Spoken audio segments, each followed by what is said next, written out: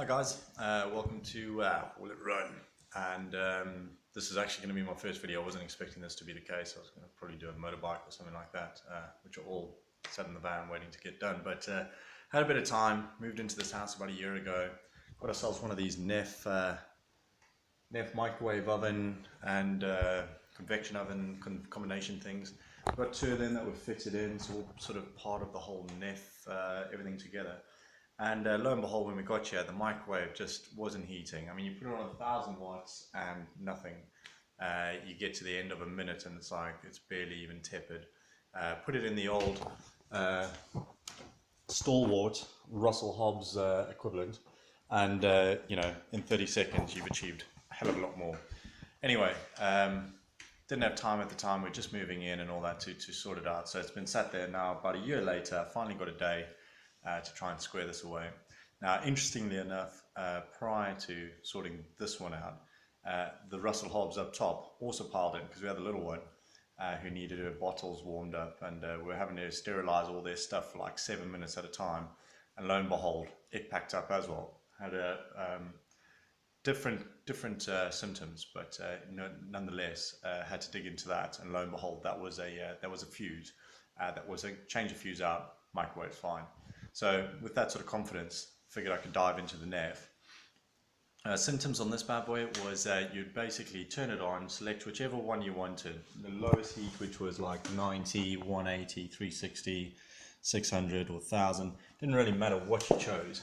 You put it on, it ran for all of, initially it'd do its whole minute with no heat. Then it started only running for a short period. And then drop out, and then it got to the point where it killed the whole microwave side of the oven, but the oven would still work, but you couldn't get anything out of the microwave. It wouldn't even turn on. I thought, okay, well, it's sounding like fuse, but because of the slow degradation, I wasn't quite sure what was going to be, what I was going to find inside. Anyway, so what we'll do is we'll dig into this. I'll be honest, I've already sort of taken it apart. I've done a bit of diagnostics. I've ordered the parts, but what we'll do is we'll talk through what I've done so far. I'm not a technician or whatever. I'm just happy to do the research and just show you my findings. I'm sure there's going to be electricians out there that are going to tell you that I'm doing a whole lot of stuff wrong. Mate, it's just the way I got it to work. Well, we don't even know if it's going to work yet. I'm going to give it a go. Hope it works. I paid for the parts, but basically I'm going to give it a go. It's not advice, it's just my opinion. It's the way I got around this thing. Clearly all the liability stuff, you guys are going to have to work it out yourself. Take it as research or just crack on doing whatever you're doing, but it's there for your, to use as you see fit. Okay, we'll get on with it now. Well, that's her out. Show you around the back.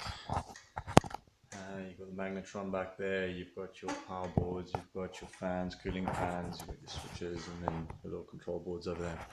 Now, some of you might be sitting there looking, going, yes, this fella, that, you're taking on a bit there, but, why don't you just buy a new one? So, yeah, sound like a great idea. I looked into it. So for one of these Neffs, it's like bloody 325 quid for a second-hand one that you don't even know is going to work, or a refurbished one's 425 quid.